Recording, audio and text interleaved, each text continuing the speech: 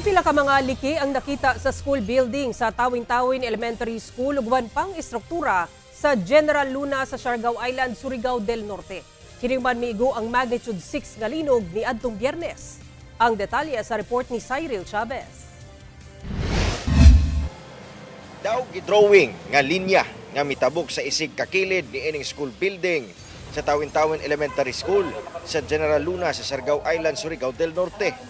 Kita sa nagkadayang parte sa eskwelahan ang uban pang danyos nga hatod sa linog. Dakong liki gikan sa taas nga bahin hantod sa akong tiilan.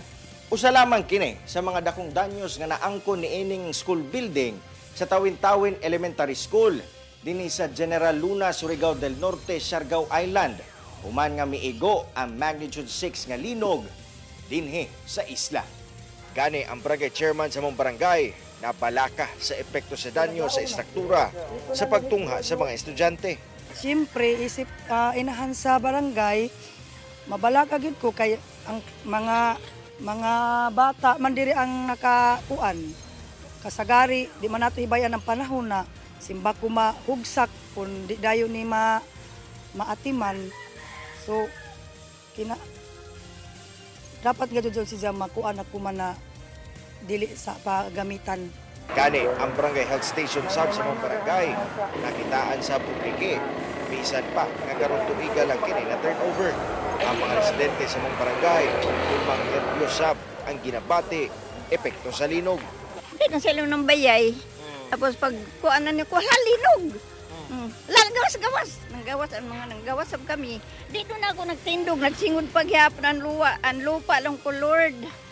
Gusto na.